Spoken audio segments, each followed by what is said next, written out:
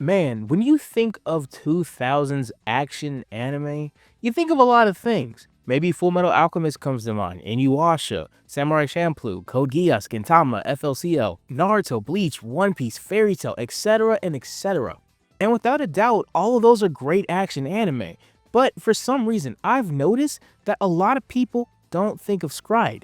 And I think that's a tragedy. Because if there's one thing Scribe does right, almost better than certain other animes in the early 2000s, and that is hands down action. Scribe is one of those animes that look like a loud fist fight, but the more you dig, the more you realize it's a whole philosophy lecture in disguise. It's set in a post-apocalyptic wasteland called the Lost Ground, where freak geological events split Kanagawa off from the rest of Japan. And in doing so, you get a world full of outcasts, mercenary, and 1% of the population with crazy reality warping powers called alters. And just because you hear the word wasteland doesn't mean it's a lawless place, because the government shows up and forms a squad called Holy. And when Holy is established, they tell everyone freedom is practically cancelled. And if that wasn't enough, at the center of all these events that are happening are two men who cannot stop punching each other. You have Kazuma, the scrappy renegade who just wants to live free, and Ryuho, the buttoned-up officer who believes that the only path to freedom is through controlled justice. And throughout their show, their feuding is raw, it's real, it's brutal, and somehow philosophical, with the themes of freedom versus order and individuality versus oppression. And even when they're forced to team up against a bigger threat, they end things the way they started, with one last fist fight. And is that not action as all get out? But here's the thing, Scribe isn't just a one-season anime. It's spun off into mangas, novels, movies, and merch. It left a very specific mark on people that watch TV at 12:30 a.m. when they should have been in bed. Instead, they chose to watch Tsunami. Unfortunately though, I am not one of those people. I watched Scribe on my phone when I should have been in bed and I had school the next day. So this is a video on Scribe, from its creation at Sunrise to the short-lived manga from Adult Swim airing. I want to go through it all, because by the end of this deep dive video, I want you to know why I think Scribe is still worth talking about. And maybe you will too by the end of this. So, hey, I'm Remy, and I just want to know if anyone's checked on Scribe, and if not, let's. Oh, hey, also, I want to say this one time. I may put this in later in the video, I may not, but I want to get it in here one time because I really like when they did intermissions in this show and they did Scribe away. So I'm just going to say it here. It's cringy, but whatever. I just like how they said it, but they're like, Scribe. I just thought that was cool. Okay, back to the script now. So here's the thing, Scribe didn't just appear in 2001 out of nowhere. It came out of Sunrise, the same studio that built its legacy out of Mobile Suit Gundam. And at the helm of this production was Goro Taniguchi. I don't know, a little indie director. You may not have ever heard of him or any of his projects. He did this one mecha anime called, I don't know, Code Geass. You may have never heard of it. Super indie underground. This is clearly sarcasm, by the way. But yeah, the guy that would later go on to make Code Geass was actually the director of Scribe, which is super cool. Like, oh man, I'm blown back by this information. But before he could put pen to paper when it came to Code Geass, and when I say pen to paper, he didn't actually write the series, but he did come up with the concept. And I feel like the concept for this is based off of this question. How are people going to adapt to the chaos of the 21st century? Because if you think about it, right? People were scared of the 21st century, Y2K, 2000s in general. Everything's changing. Digital era. All this stuff was happening to the 90s kids.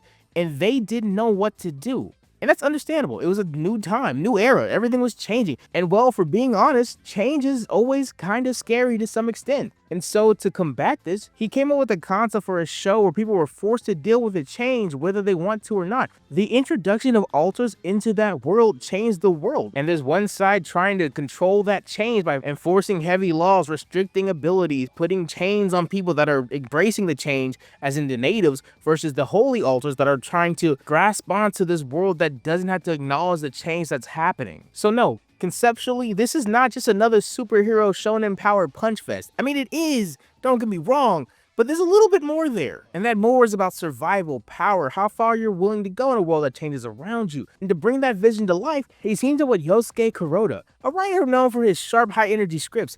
Also, like, dude has done some crazy work. This man's got My Hero in his bag, Mobile Suit Gundam 00, My Hero again, Sword Art Online, Gun Gale Alternative. This dude has been pinning stuff for a minute, but we should ignore the Goblin Slayer in his bag. Just pretend the Goblin Slayer's not there. He only did one episode, but we should just pretend it's not there. But instead, look at all the work he did on Mashal. He did 25 episodes of Mashal. Mashal's so good, man. Just ignore that Goblin Slayer attachment. But besides that, Mashle, yeah, Mashle, we all love, everybody loves Mashle. It's so funny, it's so good. Magic and muscles, baby. These two would team up to bring us legendary series and eventually even work on Code Geass years later, which I did a video on. So maybe go check that out when you're done with this one. I don't know, I think it's pretty good. I did a lot of heavy voice acting, not really kind of, for that one. So maybe go check it out. Anyway, Scribe was where they really first explored their push and pull between action and philosophy. Also, if you ever thought the characters in Scribe looked familiar, well, that's because of the art style, and that's thanks to Hisashi Hirai. And the series I think he's best known for was designing the characters in Gundam Seed. Yay! Which is a good thing if you like Gundam Seed. But I don't like Seed, so, you know, a part of me doesn't hate Seed because of the art style, it's because of the storytelling, but at the same time, I associate the storytelling with the characters because obviously the characters were just vessels for the words. So a part of me is like, man, I really just hate everything about Seed. At the same time, the art style is perfectly fine. So I'm a bit conflicted, but thankfully, by the first time I watched Scribe, I had no attachment to the Gundam IP. Honestly, at this point, the only Gundam I had seen was SD Gundam on Cartoon Network. And man, not gonna lie to you, I did not like, what was it called again? Oh, here it is. Superior Defender Gundam Force. I did not like this series, so I did not care for Gundam at all. Thankfully, I watched Gurren Lagann later on, but until then, mech-related anime were in the far corners of my mind. But I can say this now, when I had to rewatch Scribe for this video, it didn't put me off too much, but in the back of my mind, I kept saying, man, this is so much like Gundam Seed, it makes me mad a little bit. Because man, this anime really works. If this had some crazy impact frames like current One Piece, it would look crazy. But my bias aside, this art style gave Scribe its easily recognizable early 2000 anime aesthetic, which was angular art styles, bold character designs, full of attitude. And not only that, what also helped set the series apart during its time was it was an early adapter of digital coloring or digipaint. That gave the series its sharper, almost experimental look compared to its peers, which also made the explosions, the powers, and the grit of the world hit just a little bit harder. And all these factors came together to try to cook up something, and guess what? The results?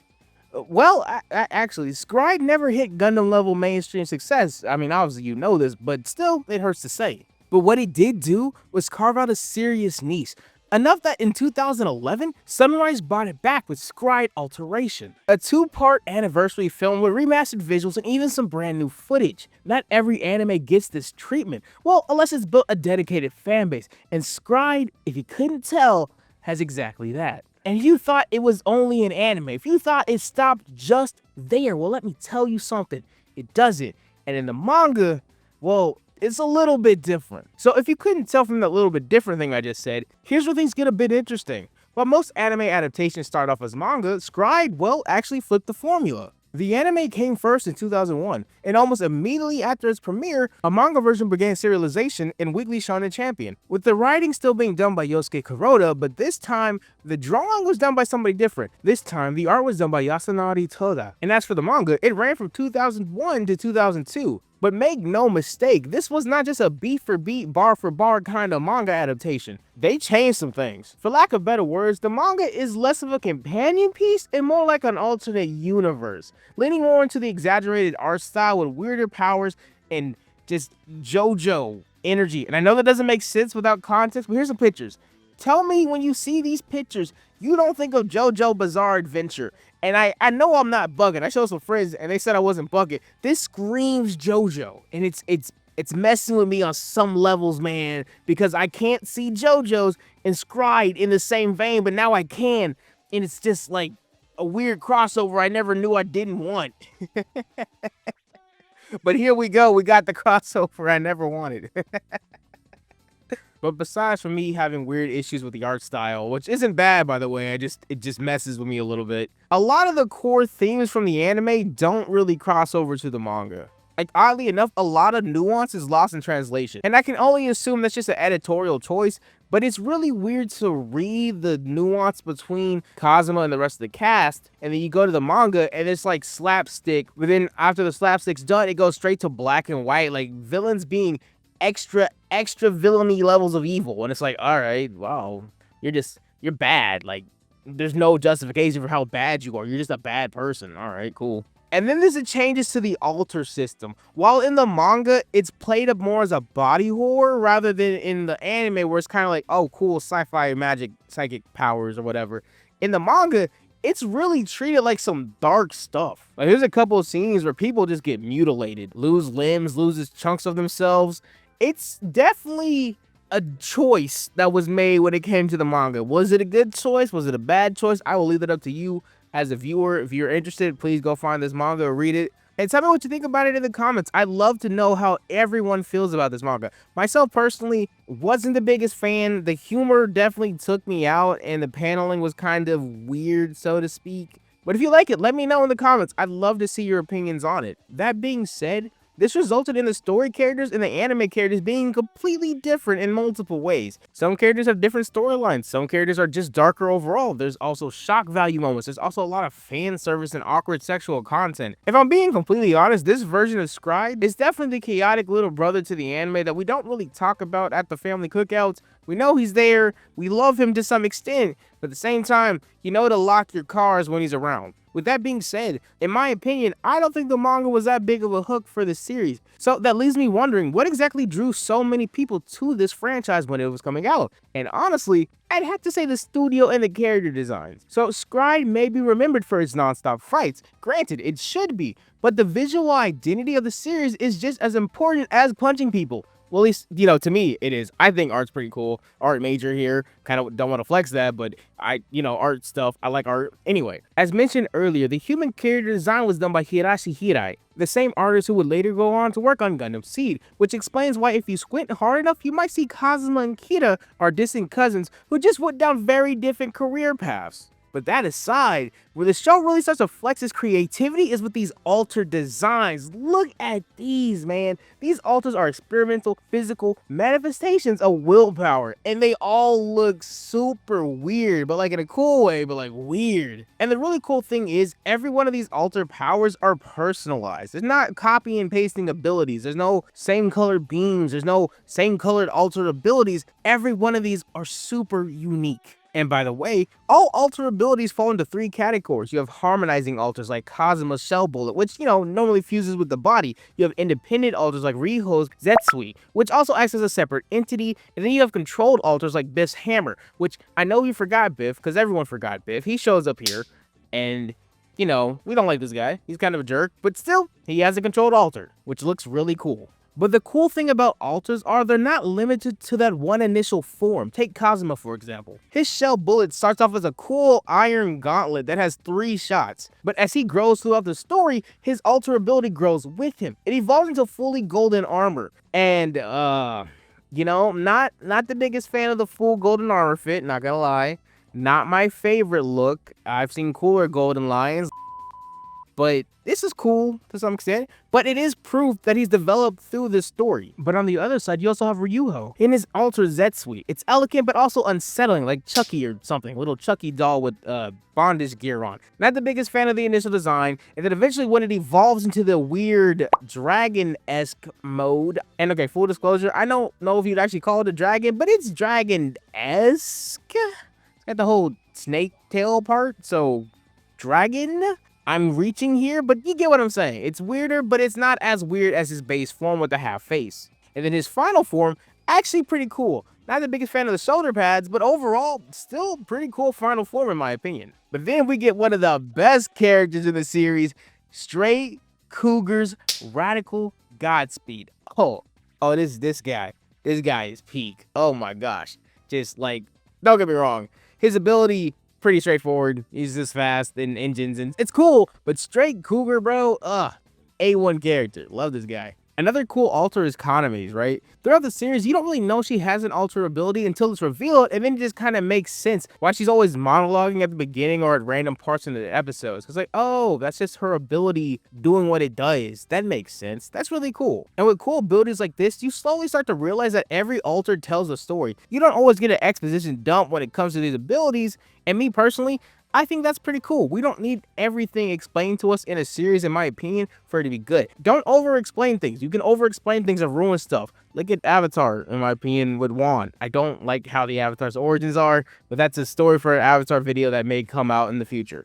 Regardless, when you think of this level of artistic storytelling, you probably don't associate it with Sunrise unless it comes to mech. But this is a Sunrise production, which is pretty cool. Well, because Scry clearly isn't another mech series. Sunrise always had this philosophy of letting different teams do original projects, and Goro saw an opportunity to work with his friends, and he went for it. So instead of another giant space opera with giant robots and children soldiers, we got a series potentially based around a question: what happens if people are already set in their ways? And I think that set the foundation for the overarching themes of the series of freedom versus order. And that led to the series being messy, primal, and not dressed up like mecha for once, from a series coming out of Sunrise. And obviously, we have the hindsight now to know that Sunrise clearly, if they want to put some gas on something, they definitely can, including mecha projects. But this really showed that the Gundam factory could be a bit more than just, well, a Gundam factory. And honestly, I think that's pretty cool. And if you thought the visual identity was pretty cool, let me tell you about something even cooler, and probably my favorite thing: world building, man. Let's talk about this world, bro. The world of Scry doesn't just set the stage, it is the stage. 22 years before our story even begins, an event called the Great Uprising ripped apart Kanagawa from the rest of Japan. And what was left after this kind of geological event was called the Lost Ground. It was harsh, it was isolated, and it was lawless. But it was more than that. Thanks to some strange, otherworldly twist, a small percentage of the people on that island were born with supernatural powers called alters. And look, I keep talking about the alter power system because I think it's really cool, but it's so cool how every time an alter ability is used, parts of the world get eaten or used to create the alter ability. Like, it's using the law of conservation of mass in your power system, and that's so interesting to see visually every time you see somebody use an alter ability and chunks of the earth or surrounding areas start disappearing to make this thing. It's like punching someone in the face, like E equals MC squared, and I know that's lame, whatever. It's like, I don't know. I think that's really interesting visually. I've really enjoyed that about the series. Anyhow, that 1-2 punch of a disaster and then people getting supernatural powers really kind of messed up Japan as a whole. In response to this, they create certain organizations to help manage the lost ground, dividing the lost ground into two separate areas: the wasteland and the city. When it comes to the wasteland, it lives up to its name of, well, being a wasteland. Brutal terrains, crumbling infrastructure, people struggling day to day to just make it work. And honestly, it sounds really negative, but for certain people, that's the only way of life they know. And for our main character Kazuma, he'd rather live no other way. Now, on the other hand, you have the city, a gleaming false utopia. Bankrolled by the mainland, this city is supposed to be a representation of order/progress, but in reality, it's a cage of control, where Holy, the elite alter police force, enforce the government's will on anyone unlucky enough to live outside their rules. And here's another aspect of the main conflict: the mainland versus the lost ground. The mainland government doesn't just fear alter users, it treats them like a resource, as something that potentially is a dangerous thing to be controlled, harnessed, and even studied. And the worst part is, if the people of the lost ground resist, they're branded as criminals and thrown into jail. And honestly, this is screaming apartheid. And look, it doesn't take a rocket scientist to draw that kind of conclusion, but still, like, it's right there. And it's like, dang, y'all really just doing you're one of the good ones and you're one of the others type of energy. And it's fine, like, it's interesting storytelling, but it is very on the nose how they're doing it. But this kind of approach towards the lost ground breeds this kind of conflict between Kazuma and Riho, and the two factions they back, aka the native alters who reject the government authority because, you know, don't just show up to my house and tell me how to live. And then you have Holy, who shows up to your house and tells you how to live, but if you don't like it, you go to jail. And clearly I have a bias against Holy, but at the same time, I kind of understand their position where it's like, well, if we don't establish law and order, it's only going to get worse and spiral out of control, so we need to grab the reins on quote-unquote this beast now and rein it in. But at the same time, their approach is easily one of the most abhorrent ways to go about it. But it's not just these two sides. There's one more third faction, technically. You have the other side, and I mean like a literal place called the other side, not like me being cute with the naming sense. It's literally called the other side. And this other side is a metaphysical dimension and the true source of altered powers. And the only way to tap into the other side is through overwhelming willpower, because of course it is anime.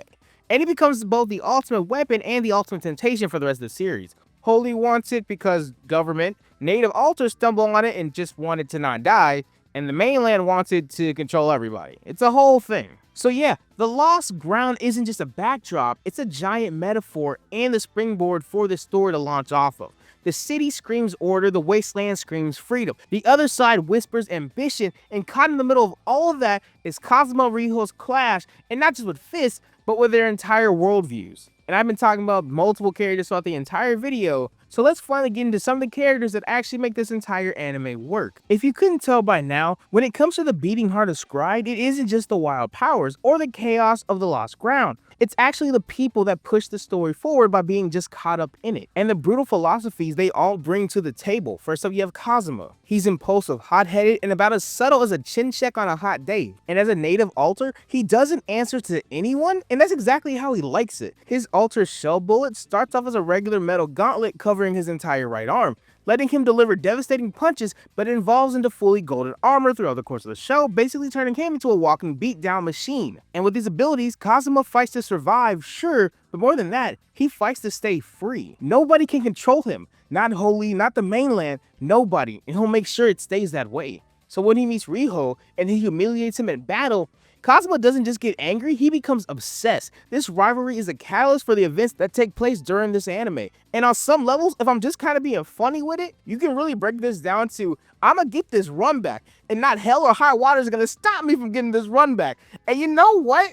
Honestly, that's really funny, and I kind of respect that. And with Kazuma out of the way, that brings us to Riho. On paper, he's the exact opposite of Kazuma. He's calm, he's disciplined, laser focused on law and order. His alter Zetsue is an eerie humanoid with razor ribbon tendrils, and is also named after his dead dog, so RIP my mans, I guess. Also, the dog dies trying to protect him from the alter that killed his mom, so, that's a pretty good boy right there. He went out like a G, got respected, man's best friend and whatnot. But unfortunately, this tragedy doesn't make him merciful, more understanding, or at least more apathetic towards people. It actually makes him colder. So when he meets Kazuma, aka Freedom Incarnate, it quickly becomes an oil and water situation, to say the least. And because of how these two men decide to live their life, they crash like tectonic plates. And every punch, every clash is more than just flying fists, it's survival versus order. But then, standing between all this testosterone is Kaname, and she's the adopted little sister figure. Okay, hi, this is editing in real time, Remy. I just wanted to clarify a bit more because I feel like I didn't do enough during the actual discussion. But I just want to make this a point. She's just a sister. Like, yeah, I get it. Remy, what are you saying? That's obvious. But just hear me out real fast. There's this one moment in episode 3 where she's working with the people on the farm. They're talking about Kazuma to her, and they refer to him as her significant other. And if I can, I'll play the clip here real fast so y'all can see what I'm talking about. One, two. Your significant other's been away again, hasn't he? I'm starting to get used to it. Men just will not listen unless you really teach them a lesson. Oh, I don't want to yell at him. He's not a very strong man. Jeez, what a miserable guy. But if I can't, look it up. It's on episode 3. But yeah, she sounds like she's talking about old boy. And granted, unless Webster's Dictionary got some DLC or an OS update that I missed, when using terms like significant other, that's normally reserved for people you're in a romantic relationship with. But I'm pretty sure this is the only time I noticed them use that kind of term. So I'm just going to chalk it up to translation error because, just a heads up, I'm watching the dub for this and I get it. Boo me, you're not a purist or whatever. That's fine. But I got to take notes when I watch these, and it's sometimes easier just to take a note and listen rather than try to read subtitles and take a note, pause, and do all this other stuff. But shout out to Steve Bloom. He does an amazing job as Kazuma. And before anyone tries to tell me, burn me at the stake for watching dub, I just watch it sometimes because it's easier. I just said it earlier, but it is easier just to take notes via the dub than it is the sub. I like sub stuff too, but since I have to take notes now while watching stuff, it's just easier once again. So yeah, just want to say all this.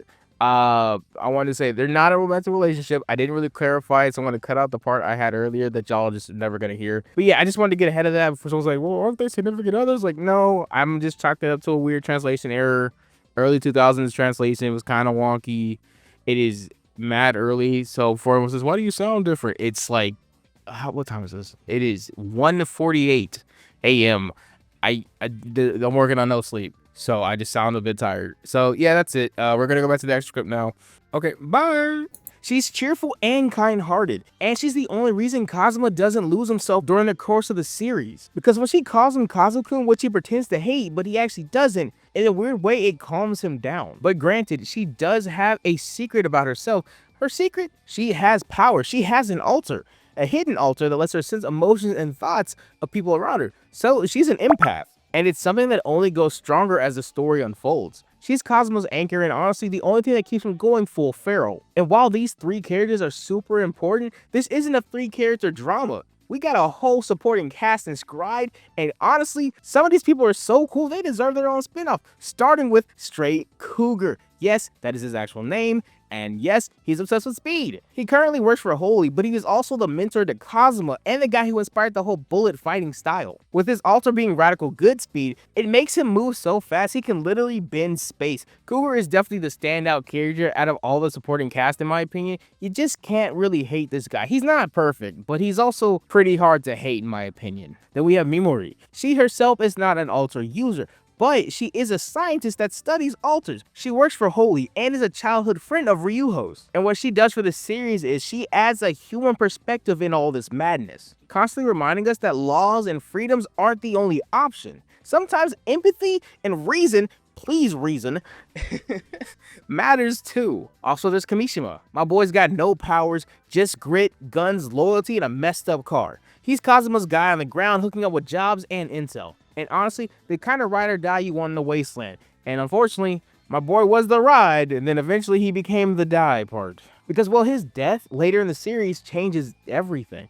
It's the kind of shock moment that pushes Kazuma past his limits, and of course, proves Scribe isn't afraid to actually get cruel. And of course, we can't forget about Mujo, who I've been calling Mojo Jojo in my head this entire time. He's Holy's commander, and maybe the greatest alter user out of all of them. Well, because his power is absorption. It lets him steal other people's abilities. It's not just effective, it's cheating. Because Mujo, he doesn't just represent villainy, he represents the worst possible outcome of this world. He's someone who thinks that freedom, order, and even loyalty mean nothing, and only power matters. So whether it's Kazuma's fist, Ryuho's ribbons, or Mujo's hunger, the real fight in Scribe isn't about winning battles, it's about what kind of world survives after the dust clears. And if you think that's the average shonen setup, well, let me tell you about the actual plot finally, because I've been putting this off, because once again, I hate editing these parts, but I kind of like you guys, so I'm gonna do it. Just know this is a burden of love. That's what this is. Hey, post-editing me, put in the reckless fire thing, because we don't have a good transition here.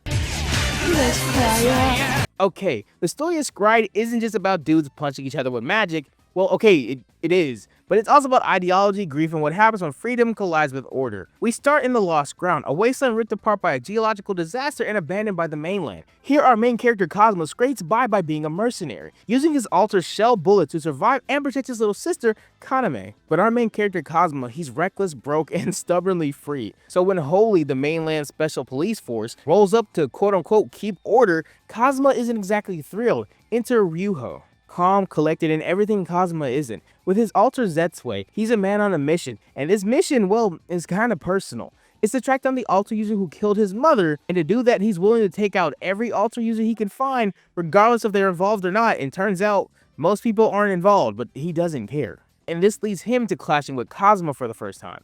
And unfortunately, Kazuma gets washed in that first fight. So when he captures Kazuma with borderline zero effort, this sparks something in Kazuma that causes him to do everything he can to get his run back with this man's. And I said it earlier, but you just gotta respect the dedication to the ones. He don't want none of this politics, none of this other stuff at the beginning of it. He just wants a fair run back. Granted, it becomes something deeper later on, but just off rip, my man just wants to run the ones one more time, and you gotta respect that. But from this moment forward, the show promises this fight isn't ending anytime soon, and they keep true to that. But then, unfortunately, tragedy strikes. Kazuma's closest friend, Kimishima, is killed in the conflict. This loss shatters him, sending him on a rampage against anything holy. And this pushes the story to a breaking point. Their next clash unleashes a cataclysm called the Second Uprising. And yes, that is the same thing that caused the first Lost Grounds to happen. So we're elevating stakes here. This isn't just a grudge match anymore. The world is now paying attention to what they're doing over here. And if you couldn't imagine, that's not for the best. Now that the mainland's paying attention, everyone knows it's not to help. They send Mujo, a man so cartoonishly evil for power, it feels like he has the words final boss written on his forehead. His plan? Exploit the other side, which is a strange dimension where alter powers come from. And to do so, he absorbs Crystal, who I didn't really explain, sentient alter, lightning powers, trauma for one of our main characters. You know his name, starts with R.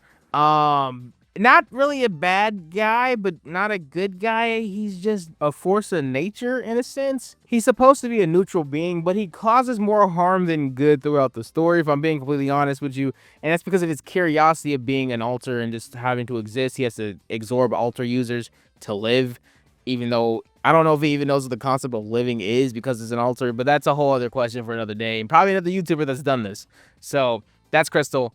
Anyway. After Mujo absorbs him, he ascends from being an evil bureaucrat, that's where that joke ends, to being another bureaucrat, but this time with god powers. So bureaucrat squared, essentially.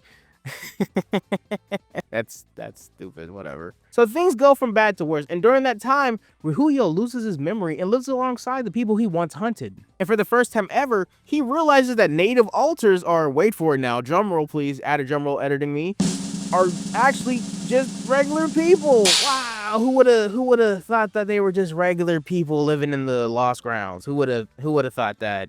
Anyone with like 3 seconds of thought. But you know what? We got it. We're happy we're here now. He is a fully actualized character and realizes that maybe I shouldn't just punch people because they think differently from me. Wow.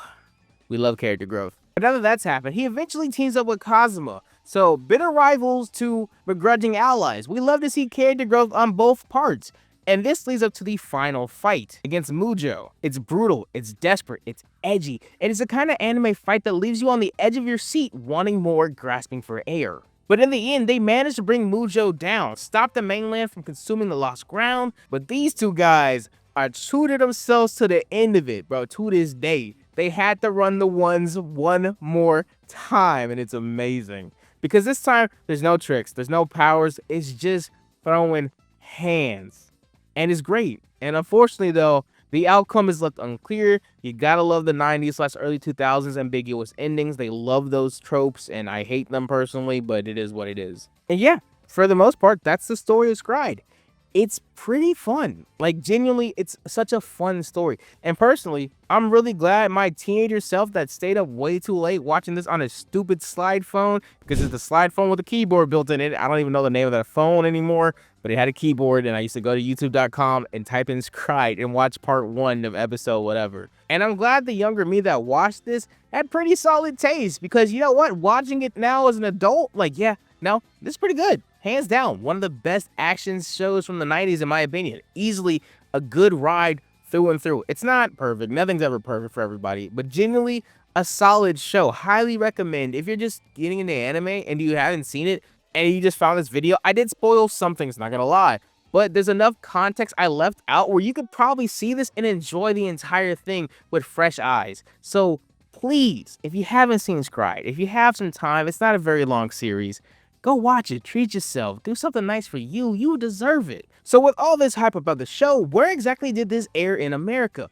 Well, Scried didn't exactly sneak into the US. It kicked down the door on Adult Swim in 2005. So it aired on Cartoon Network's late night block, introduced to American audience at, well, what I call crackhead hours, because normal people shouldn't be up that late working or watching anime, except when you do it for a YouTube channel and you're up late scripting and editing videos and life choices and whatnot. I am not the voice for this message, but you get what I mean. I am not the voice for this message. And when it comes to the English dub of this series, you gotta thank Bang Zoom Entertainment, the Los Angeles-based studio that basically defined the 2000s when it came to anime dubbing. And this show has some real heavy hitters when it came to VA power. Steve Bloom, obviously the GOAT, voiced Kazuma, with other notable names like Jason Spacek, Carrie Savage, Crispin Freeman, Jill Miller, and Lex Lang. It's because of this lineup that made this show instantly recognizable by anyone who ever watched Toonami or in general dubbing anime in the early 2000s. And while I can sing this show's praises from the rooftops for as long as I want in this video, I will say Scried was kinda quiet for the last couple years, until its 10th anniversary where we got Scried Alteration, followed up by Scried Alteration Quan. And on the surface, these were just recap films, not gonna lie to you, but they weren't as lazy as you would think. When it came to these versions, it was actually remastered with HD visuals, new scenes, and even re-recorded lines from the original cast. So they didn't just slap together some clips from the anime and say, this is good, repackage this as something else, sell it to the fans. But no, we got some actual new stuff with effort behind it. It doesn't feel like something crazy if you look at it from a distance. But fans of the show know that no, this is something different. It's treated with love and respect that it deserves for a series as cool as Scried. But okay, let's wrap this up. I think I've gotten everything off my chest now. So yeah, Scried is one of those shows that wears its heart on its sleeve. From the manga that reimagined the story with louder and weirder edges, super weird edges, to Sunrise's bold decision to step outside their mecha comfort zone and create a world where superpowers reflect the soul of their users, to the Lost Ground itself, a setting that wasn't just a backdrop, but a breathing metaphor for freedom versus control, and of course the characters Kazuma, Ryuho, Kaname, and the rest of the cast, all being relatable to some extent from their scars, to their dreams, and to even the contradictions that make them who they are, all still kind of resonate today with people, I think. And even if this plot technically spirals down into just somebody getting their run back, it doesn't mean it's a bad story. It's a personal grudge match that spirals into something bigger, a war for identity, survival, and self-determination. And that's what makes this timeless. It's not just about the flashy anime fights, which it is, they're fun, but at the same time, those fights mean something. And I'm not going to say everyone has a deeper meaning, but the ones that matter, the ones that you know matter as a viewer, those are the fights where the context matters, where the things that they say, do, act, build up upon matter. And is that not mad cool? So even if this show never became a mainstream juggernaut, it never really disappeared either. It keeps coming back in new forms, just like its characters keep fighting no matter how many times they get knocked down. So if it's been a couple years since you watched it, and I said this earlier, maybe just try it. I feel like it's a perfect time now. What's stopping you? Try something new. If you haven't seen it, please, I beseech you. I don't even say beseech on a daily basis, but try this. It's a fun series, it's short, and it tells you what it is off rip. Because honestly, who doesn't like an underdog story? So, hey, I'm Remy, and I just want to say, thanks for letting me check up on Scried, like and subscribe and all the other fun stuff, and I will see y'all in the next video. Y'all be easy. Later. Okay, wow, this is a long video. Thanks for watching if you got this far. As always, I'm so appreciative if you listen to me ramble for this long. Once again, you a real one. My bad for butchering Ryuho's name. I know I probably did, or at least somebody's gonna say I did, whatever. It is what it is. I tried. Thanks for ignoring it if you did.